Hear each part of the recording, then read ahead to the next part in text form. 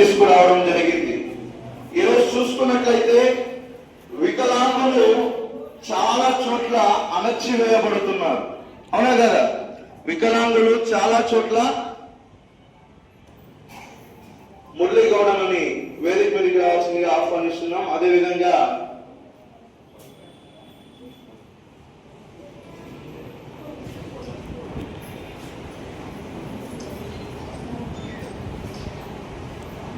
ఎక్కడ చూసినా ఈ వికలాంగులని ఏం చేస్తున్నారండి?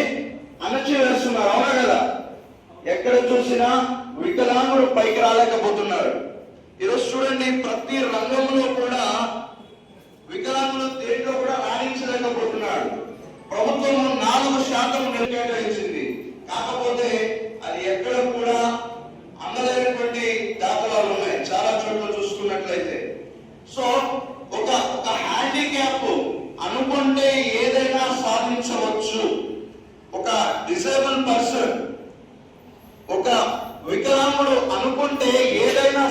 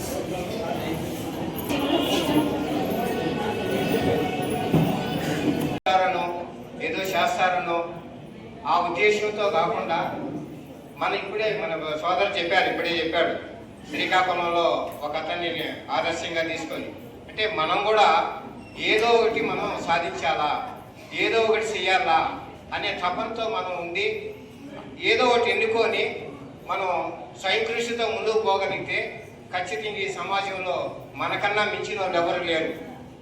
ఎందుకంటే ఈ ప్రపంచంలో అతి తెలివైన వాళ్ళు, అతి ధైర్యం కలిగిన వాళ్ళు, అంత మేధావులు ఎవరంటే ఒక దివ్యాంగులే. కాబట్టి మనం అందరం కూడా ఏదైనా కానీ స్వయం కృషితో ముందుకెళ్ళాలి. మన హక్కులు మనం పొందాలి. ఇప్పుడు హక్కులు బాధ్యతలు రెండు ఉన్నాయి. అయినా కూడా హక్కుల కోసమే కాదు, బాధ్యత కూడా ఉండాలి. ముందు ఉండేదానికి అవకాశం ఉంటుందనేసి తెలియజేస్తున్నాను. ఇప్పుడు మనం అందరం కూడా ఈ రాష్ట్రంలో ఉన్నటువంటి వికలాంగులందరూ కూడా ఒక ఆదర్శంగా ఎదగాలన్నా, ఆర్థికంగా సామాజికంగా ఎదగాలంటే కూడా ప్రభుత్వ విధానాల్లో మార్పు రావాలి. ప్రభుత్వ విధానాల్లో మార్పు రాకపోతే మన జీవితాల్లో కూడా మార్పు రాదు, దివ్యాంగుల జీవితాల్లో కూడా మార్పు అనేది రాదు. కాబట్టి మనకందరం కూడా ఖచ్చితంగా రాజకీయ రిజర్వేషన్ అనేది ఖచ్చితంగా ఉండాలా. రేపు రాబోయే పంచాయతీ ఎన్నికల్లో ఆయా పంచాయతీల్లో మనం ఓడిపోయినా పర్వాలేదు, ఖచ్చితంగా మనం అందరం కూడా సర్పంచులుగా ఎంపిక, మన సర్పంచులకు మనం అందరం కూడా పోటీ చేయాలి ఆయా పంచాయతీలు. ఎందుకంటే పంచాయతీ నుంచి పార్లమెంటు దాకా కూడా ఈరోజు వికలాంగులు అనే వాళ్ళు ఎవరు లేరు. వికలాంగులు కానీ పంచాయతీలో కానీ సర్పంచ్ కానీ ఎంపీటీసీ కానీ జడ్పీటీసీ కానీ ఎమ్మెల్యే కానీ ఎంపీ కానీ మినిస్టర్ కానీ అయితే ఖచ్చితంగా మన సమస్యల పైన పార్లమెంట్లో కానీ శాసనసభలో కానీ చర్చించేదానికి కూడా అవకాశాలు ఉంటాయి. మన మన భవిష్యత్తు కూడా మారేదానికి అవకాశం ఉంటుంది అనేసి నేను ఈ సందర్భంగా మీ అందరికి కూడా నేను కోరుకుంటున్నాను. ఎందుకంటే ఈరోజు 6,000 రూపాయలు దాకా కూడా పెంచినటువంటి ఘనత నారా చంద్రబాబు నాయుడికి దక్కిందనేది కూడా నేను ఈ సందర్భంగా మీకు అందరికి కూడా తెలియజేస్తున్నాను. ఎందుకంటే నిన్ననే 7 వరాల్లాగా కొన్ని కూడా మనకు ప్రకటించడం జరిగింది. మనకందరూ కూడా ఉచిత బస్సులు కూడా ఏర్పాటు చేస్తున్నాడు. మహిళలకైతే ఏ విధంగా అయితే బస్సులు ఫ్రీగా ప్రయాణం చేస్తున్నారు, సేమ్ అదే విధంగా మనకు కూడా వికలాంగులకు అందరూ కూడా ఖచ్చితంగా బస్సుల్లో ఫ్రీగా ఉంటుంది. అదేవిధంగా మనం కూడా లోన్లు కూడా ఎస్సీ ఎస్టీ బీసీ మైనార్టీకి ఏ విధంగా అయితే సబ్సిడీ 50% ఇస్తున్నారో అదేవిధంగా వికలాంగులకు కూడా 50% సబ్సిడీ ఇచ్చేదానికి మనకు త్వరలోనే మనకు ఆదేశాలు జారీ చేస్తున్నారు. అదేవిధంగా ప్రతి మండలంలో కూడా ఒక కమ్యూనిటీ హాల్ను కూడా నిర్మించేదానికి కూడా మనకు ఇప్పుడే చెప్తున్నాడు. కాబట్టి మనం అందరం కూడా ఒక ఐకమత్యంతో గ్రూపులు అనేది లేకుండా ఐకమత్యంతో మనం అందరం కానీ ముందు ఏదైనా సాధించగలిగితే మనం అందరం కూడా ఆర్థికంగా సామాజికంగా ఎదిగేదానికి అవకాశాలు ఉంటుంది. అదేవిధంగా ఇప్పుడు ఎన్నికడి లోపం ఉన్న డప్పండమ్మలో కూడా ట్రైనింగ్ ఇచ్చి కంప్యూటర్ పైన ట్రైనింగ్ ఇచ్చి వాళ్ళకి జాబ్స్ ఇస్తున్నారు. అలాంటి వాళ్ళు ఎవరైనా ఉన్నా కూడా దానికి మీరు అప్లై చేసుకొని ఖచ్చితంగా ఆ విధంగా ఆ దశలో ఎదగలిగితే మనం ఆర్థికంగా ఎదుగుతామనేసి నేను మీ అందరూ కూడా తెలియజేస్తున్నాను. రెండవది వచ్చి ఇప్పుడు పోస్ట్ కూడా మొన్ననే మేము విజయవాడకి వెళ్ళాము. విజయవాడకి వెళ్ళి మన ముఖ్యమంత్రి గారిని కలిసి బ్యాక్లాగ్ పోస్టులు ఇమీడియట్లీగా దీన్ని ఫిలప్ చేయాల్సారనేసి కూడా మేము కోరడం జరిగింది. దీంతో అయినా ఖచ్చితంగా మీకు అందరూ కూడా అన్ని డిపార్ట్మెంట్లో ఉండేది అన్నింటిలో కూడా వెరిఫికేషన్ చేసి ఖచ్చితంగా మీ కోటాన్ని మీకు అందజేస్తామని చెప్పారు. మరి ఇంకో విషయం కూడా మేము అడిగాము. ఈరోజు రాష్ట్రంలో మనకు 3% ప్రతి డిపార్ట్మెంట్లో కూడా మనకు ఖర్చు పెట్టాలనేసి జీవో ఉంది. అయితే ఏ డిపార్ట్మెంట్లో కూడా కానీ మనకు జీవో ప్రకారంగా 3% ఖర్చు పెట్టేది లేదు. అది యాక్చువల్గా అయితే ఇప్పుడు 7%. అది ఆ రోజుల్లో ఎప్పటిలో అది 3% అనేది పెట్టడం, ఇప్పుడు వచ్చి 7% అది. ఆ 7% కనీసం 3% కూడా మనకు అమలు చేయడం లేదు. ఈ విషయాలపైన కూడా మొన్న చర్చలు జరగడం జరిగింది. ఖచ్చితంగా ఇవన్నీ కూడా మీకు చేస్తాననేసి మనకు హామీ ఇవ్వడం జరిగింది. కాబట్టి ఈరోజు మనం అందరం కూడా ఐకమత్యంతో మన హక్కుల కోసం మనం పోరాడి సాధించుకోగలిగినప్పుడే మనం ఎదగలుగుతామని ఈ సందర్భంగా మీకు అందరికీ కూడా తెలియజేస్తున్నాము. ఇప్పటికే కాలాయ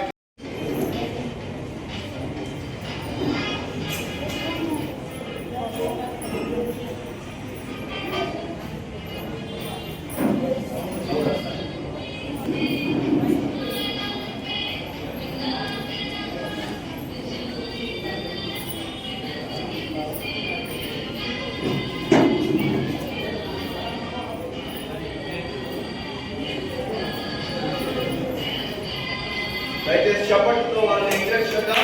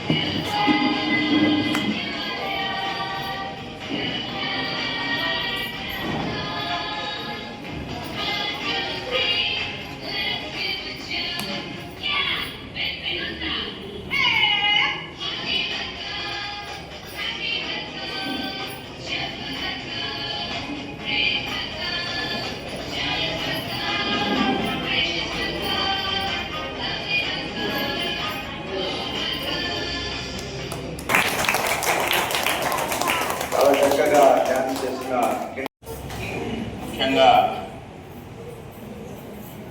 నేనంతటి వాడు కాదు, కానీ మీరందరూ చేరి నాకు అంతటి వాడు చేసేసారు. యాక్చువల్గా నేను కూడా ఈరోజు నేను చెప్పాలా,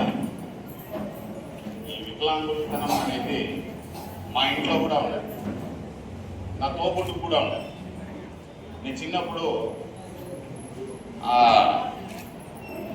ఆ పాపకి బతికించుకోవాలా, ఆ పాప నడవాలా, ఆ పాప తిరగల్లా అనేసి మా అమ్మ నాన్న పడిన బాధ నా కళ్ళారా చూసి, ఇప్పుడు పోలియో కొత్త బాగా తిరుగుతా ఉన్న పాప అన్ఎక్స్పెక్టెడ్గా అనేసి అప్పట్లో మా నాన్న కోయంబత్తూరంట అది 6 నెలల కొద్ది ఎక్కువ పోయి ఈ రోజు కూడా ఆ పాప పరిగెత్తలేదు.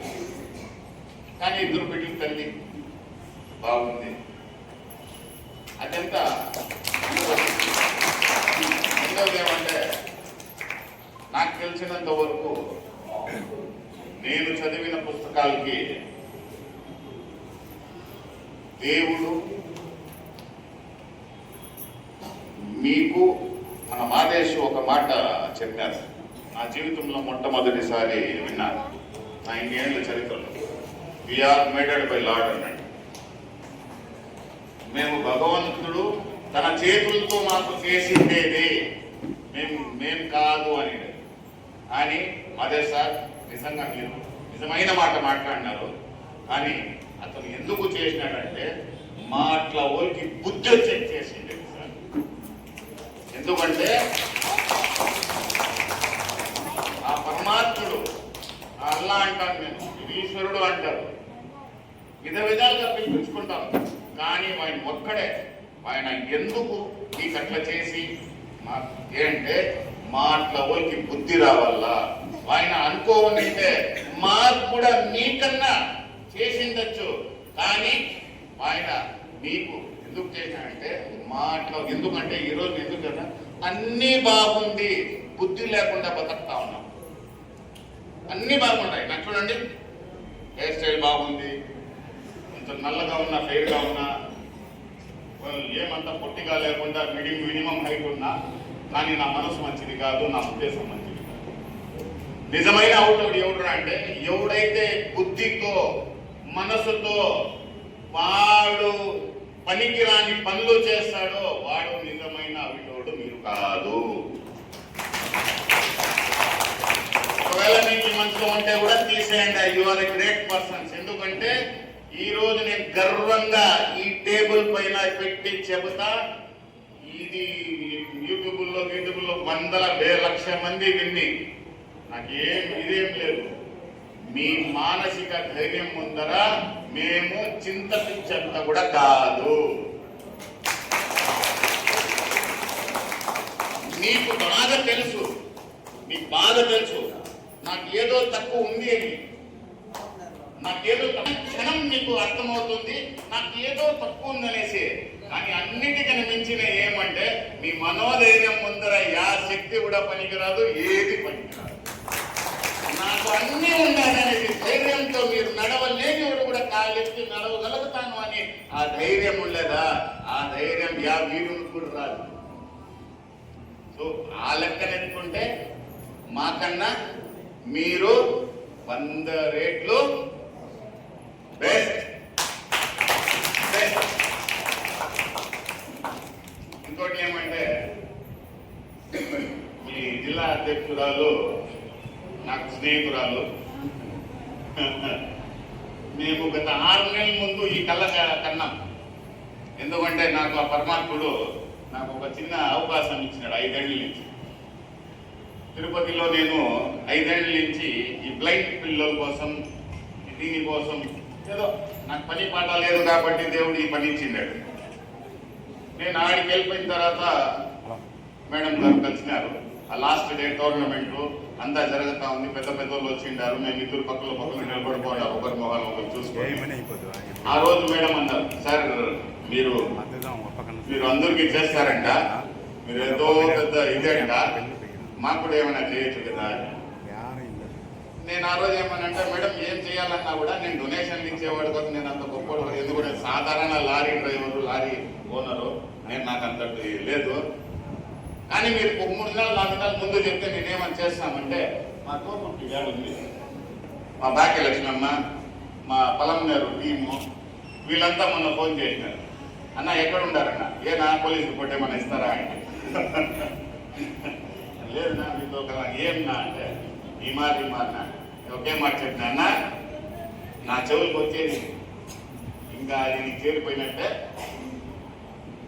కానీ నిజంగా ఈరోజు మీకందరికీ నేను ఇది చెప్పు మాటలు తిరగడం మాటలు కాదు.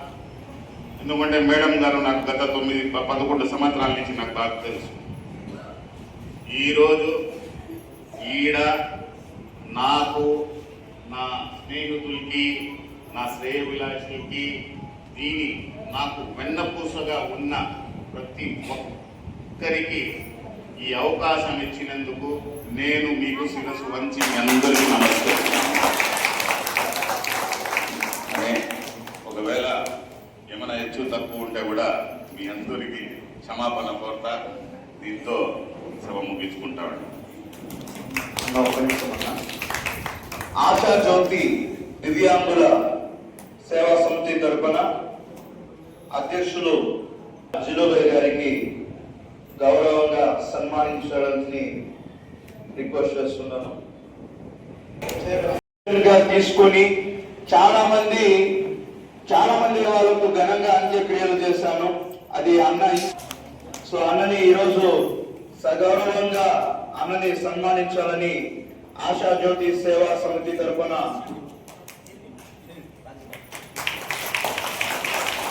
అన్నదాత సుఖీ భవ.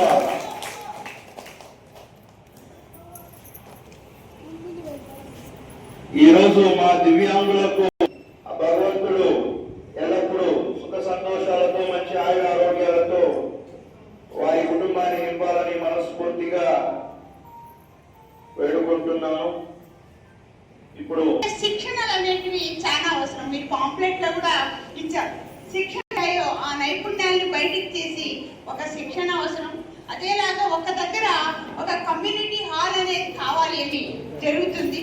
అదేలాగా ఒకప్పుడు ఒక చెప్పేవాడు అనేది ఒక గుండెలాగా, మనుషులకి ఎలాగ గుండె అవసరమో అలాగే ఎవరైనా కానీ ఒక దళితులుగా కింద పడినటువంటి, అడగతొక్కబడినటువంటి వాళ్ళు కానీ, మహిళలుగా అణగదొక్కబడినటువంటి వాళ్ళు కానీ, పిల్లలు కానీ, ఎవరికి దివ్యాంగులు కానీ, ఎవరికైనా కూడా కానీ ఒక ఐకమత్యం అవసరం.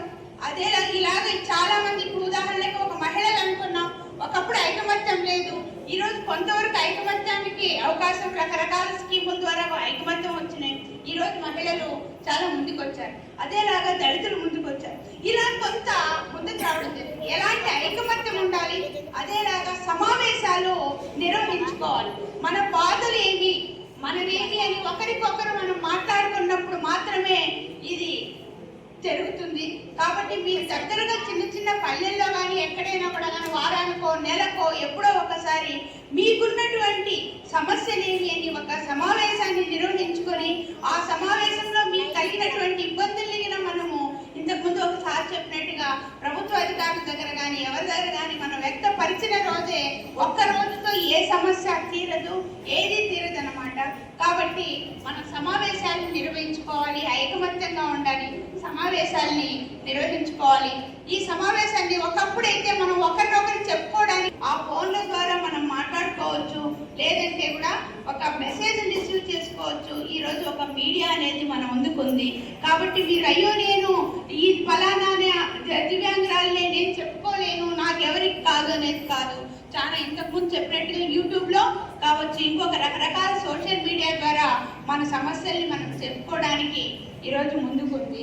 కాబట్టి మీరందరూ, నేను నా నుంచి కోరేది ఏమంటే, ఒక పెన్షన్ కావచ్చు, ఇంకోటితో ఎంత ప్రాముఖ్యత ఇచ్చి పోరాటం చేస్తారో, వాటికి చేసినటువంటి పోరాటం కన్నా మనం మీరందరూ ఒక ఐకమత్యంగా ఉండి మీకున్నటువంటి సమస్యల్ని సమావేశాల ద్వారా తెలియజేసుకొని ఒక డిమాండ్ రూపంగా తీసుకుంటే తప్పకుండా ముందుకు వస్తారని చెప్పేసి కోరుకుంటున్నాను. కూడా ఆశా జ్యోతి పల్నేరు వాళ్ళందరికీ కూడా చాలా థ్యాంక్స్ అండి. ఎందుకంటే చాలా సమయభావం జరిగింది, అయినా కూడా ఎంత ఓపికగా మేము వచ్చే వరకు వెయిట్ చేశారని చాలా హ్యాపీగా ఉందండి. Thank you so much all of you. మీకు ఒక విషయం చెప్పాలి అంటే, డిజబుల్ అని చెప్తాను అందరికీ, బట్ ఐఎమ్ ఏబుల్ అని చెప్తాను, ఐ కెన్ డూ ఎనీథింగ్ అని చెప్తాను. మీ అందరినీ నేను వికలాంగులు దివ్యాంగులు ఈ వర్డ్స్ వద్దండి అసలు మనకి. ప్రతి ఒక్కరిని నవ్వు చెప్తా సెలబ్రిటీ ఈ వర్డ్ బాగుంది కదా, అంతేనా? అందరూ యాక్సెప్ట్ చేస్తారా? అయితే గట్టిగా క్లాస్ కొట్టండి.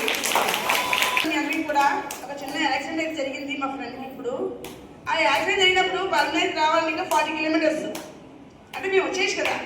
కానీ ఆ ప్రాబ్లం జరిగా తెలియగానే ఎవరైతే మురళీ గౌడ సార్ ఉన్నారు, తన ఆటోలో వచ్చాము మేమంతా కూడా, చెప్పిన వితిన్ సెకండ్ తన వెహికల్ తీసుకెళ్లే విధానము, ఆ హాస్పిటల్ తీసుకెళ్లే విధానం చాలా బాగా నచ్చిందండి. అంటే ఇంకా మనలో మానవత్వం ఉంది, మన ఫ్యామిలీ అనే ఒక గుర్తింపు చాలా అంటే చాలా అఫెక్షన్ అనిపిస్తుంది నాకైతే. ఆ వ్యక్తి నా ఫ్రెండ్ ఇక్కడికి వచ్చి మీతో అందరితో కలవాల్సిన టైం ఇది. సో తనకు హాస్పిటల్లో ఉంది.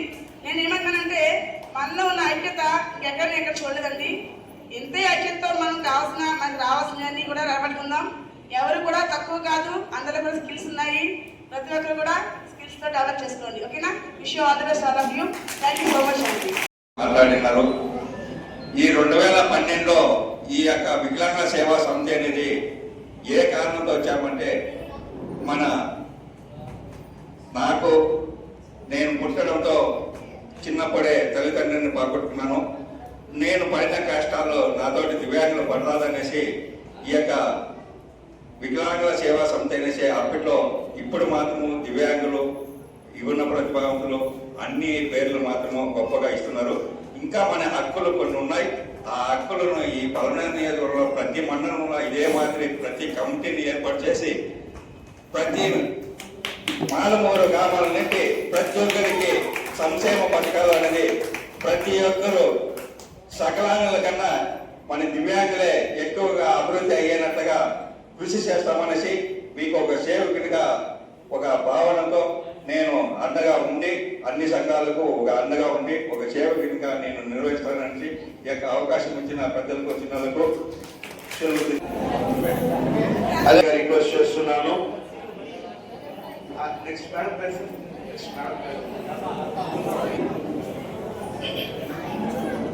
తర్వాత కలికిరి జయరామయ్య అన్న గారిని రిక్వెస్ట్ చేస్తున్నాం. అదే మేడం గారికి రిక్వెస్ట్ చేస్తున్నాం.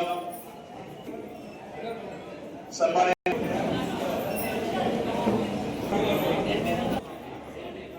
రామసముద్రం సోమ 66వ మీ అందరికీ కూడా కృతజ్ఞతలు తెలియజేయడానికి రావాల్సిందిగా వేదికపైకి రావాలనేసి కోరుతున్నాం. ఉమ్మడి నియోజకవర్గం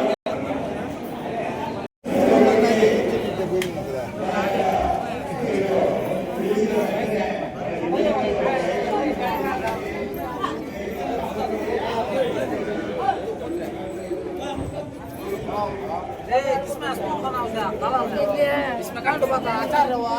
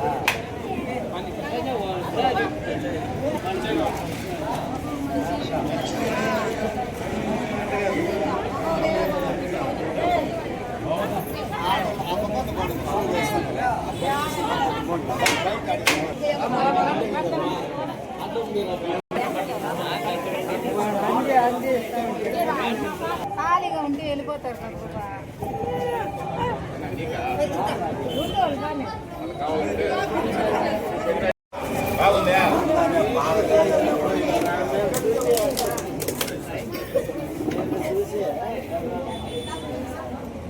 నాకు కావాల్సిన మళ్ళా అడిగి తీసుకోండి. మీ వల్ల రాకపోతే కూడా నాకు చెప్పండి, మా పిల్లలు ఉన్నారు తీసుకుని చేస్తారు. నా బాధ అంతా ఏం లేదు. మీరు ఆ నీళ్ళు కావాలంటే చెప్పండి, తీసుకుని వచ్చి చేస్తారు.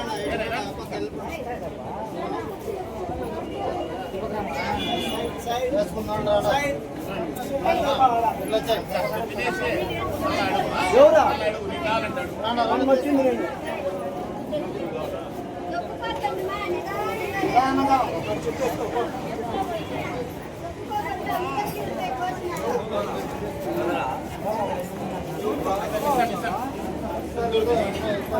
తీసుకొని పోతారా? తీసుకొని పోతారా? తీసుకున్నాం.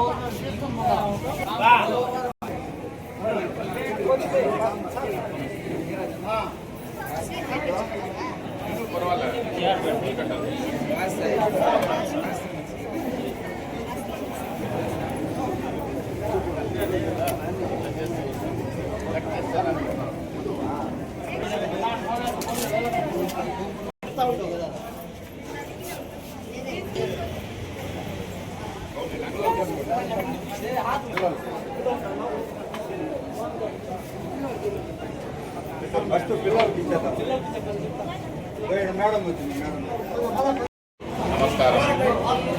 ముఖ్యంగా ఈరోజు నా జీవితంలోనే అతి కొద్ది మంచి దినాల్లో ఈరోజు ఈ దినం అంటూ కూడా ఆ పరమాత్ముడు అల్లా ఈశ్వరుడు నాకు ప్రసాదించడం, నాకే కాకుండా మా పిల్లలకి నాతో పాటు కొంతమంది వాళ్ళు ఏం చేసినారనేది తెలియకుండా నాకు సహాయ సహకారాలు, వాళ్ళు వెన్నపూసమారి వాళ్ళ సహాయ సహకారాలు అందించి నాకు ముందుండి నువ్వు నడుపు, మేము ఉంటామని చెప్పి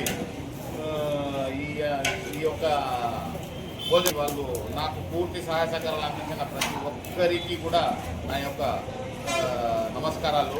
అదే కాకుండా నేను ఎక్కడో ఒక ఉంటే ఈ యొక్క ఆశాజ్యోతి దివ్యాంగుల పేద ప్రజల సేవా సమితి సంఘం వారు నన్ను గుర్తించి నన్ను ఎత్తికి నా వరకు వచ్చి, అన్న మీరు మాతో పాలుపంచుకుంటే బాగుంటుంది, మాతో మీరు కలిసి మాకు కూడా మీరు ఏదైనా మీ వంతు అయ్యింది మాకు ఏమైనా చేస్తే చాలా సంతోషిస్తామన్నా అనేసి వాళ్ళు మాకు చెప్పడం, ఆ పరమాత్మ దయతో పొలంనేరులో ఎంతోమంది మహానుభావులు, కోటీశ్వరులు, విద్యావంతులు, వ్యాపారవేత్తలు, బిజినెస్ ఏమేమో ఎటువంటి మహామహావోళ్ళు ఉండి కూడా వాళ్ళు నాలాంటి ఒక సాధారణమైన వ్యక్తికి వెతుక్కొని రావడం, ఒక మాట చెప్పడం అంటే అది ఆ దైవ పరమాత్మ యొక్క ఇదే కానీ నాదంటూ ఏమీ లేదు.